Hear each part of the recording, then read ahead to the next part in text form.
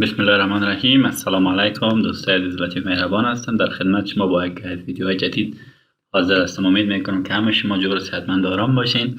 قبل از اینکه در مورد ویدیو صحبت کنم دوستای عزیز، از شما خواهش میکنم که صفحه فیسبوک ما را لایک کنید و همچنین اگر کانال یوتیوب تو فعلا سابسکرایب نکردین، از شما خواهش میکنم که شما کانال یوتیوب من هم سابسکرایب کنید. اگر شما در کانال یوتیوب ببینید بسیار ویدیوهای مفید به شما جور کنیم، شما میتونید از استفاده کنید. که شما میتونید آنلاین پول دریافت کنید و یا در کانال یوتیوب تون اگر فیسبوک تون اگر چه مشکل داره، من در مورد کلش تا جای ویدیو را جور کردیم، شما میتونید از اون مستفید شوین. دوستای عزیز، ویدیو امروز ما در مورد وبسایت آمازون شما میشن مورد سایت شنیده باشین. آمازون یکی از سایت های معتبر و کامیاب ترین سایت های جهان است. البته ویدیو امروز ما فقط معلومات است در مورد سایت آمازون که آمازون چطور کار میکنه، کدام فعالیت شروع کرد و چقدر ریوینیو چقدر عاید کرده این سایت درست است. ببینید اگر شما در سایت کنین، این سایت است مربوط جف بیزوس میشه. جف بیزوس این سایت در 5 جولای 1994 در واشنگتن امریکا جور کرده که حال مرکزش در سیاتل یو اس اس، در سیاتل یک ایالت امریکا در اوج است. درست است.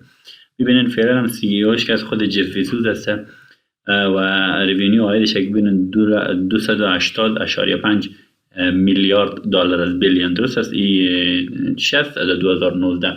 اگر شما خبر باشین در 2020 در حالت قرنطین بسیار زیاد فایده دیگه هم سایت آمازون کرده، به خاطر که میفهمین دکان ها بند است و یا چی میکنن یا خودشون دلیوری میکنن به مردم در خانهشون. حالا اگر ببینید شما در سایت خود آمازون اگر ببینید اینجا سعی کنه اول ببینید دلیور تو افغانستان، یعنی به افغانستان هم دلیوری میکنه. اگر شما چیز خریداری کنید این سایت افغانستان هم براتون دلیوری میکنه. ما فکر کنم که یک حد داره و حد به شما باید چیز خریداری کنید. نمیشه فرض کنید که ما شما 1000 یا 2000 افغانی خریداری کنیم او رو به ما شما افغانستان لای کنه و چه سر مصرف از بسیار بالا میسرشان. شما حداقل باید یک 20000 یا 30000 یا 50000 افغانی خریداری کنید تا ای به شما موجودتون دلیور کنه در افغانستان براتون لای کنه. حالا دو سایت به این که آمازون چه قسم کار میکنه. ببینید آمازون کارش دو قسم است.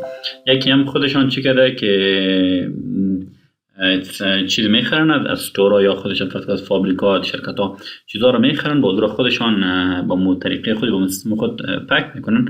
او رو باز کدام خریدار اگرشان بخره با واچ میکنه دلیور میکنه. و طریقه دومش چطور است که شما میتونین خودتون با یا اکانت جور کنین، اکانت جور کردنش و چه قسم با شما خودتون فروشات کنین در ویدیو بعدی براتون نشون میدم.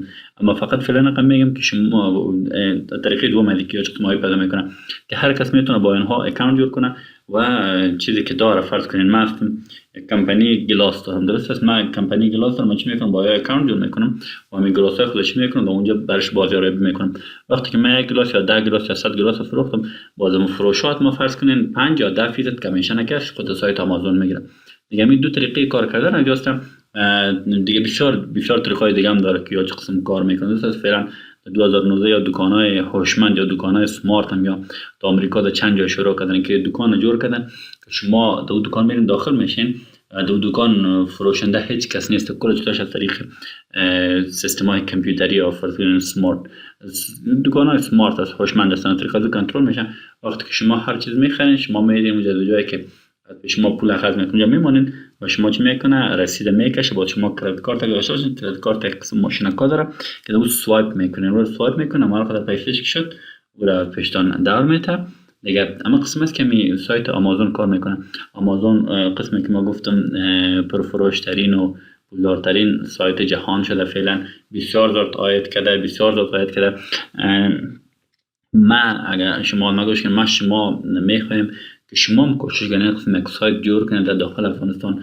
برین برای دکاندارا گپ بزنید، از دکاندارا بگیرین چیزا رو بگیرین، از دکاندارا لیست هم چیزاشو بگیرین. شما تو خریداری نکنید، لیستش بگیرین، از همین طریق یک وبسایت جور کنین، از طریق وبسایت فروشاتتون پیش برین، از دکاندار کس کمیشنتون بالا پیش برین. فقط 2 نفر 3 نفر جا شوین.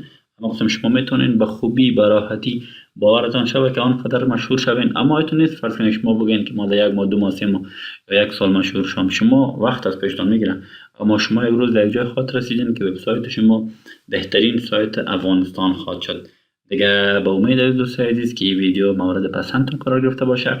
در ویدیو بعدی ان شاء الله ما به شما نشون میدم چطور با این اکانت جور کنید میتونین و چطور با این میتونین یک چیز خود شما به فروش برسونین. تا ویدیو بعدی دیگه شما را همتون دوستای عزیز به خداوند پاک سپارم. وقتتون خوش. خداوند نگهدار همتون.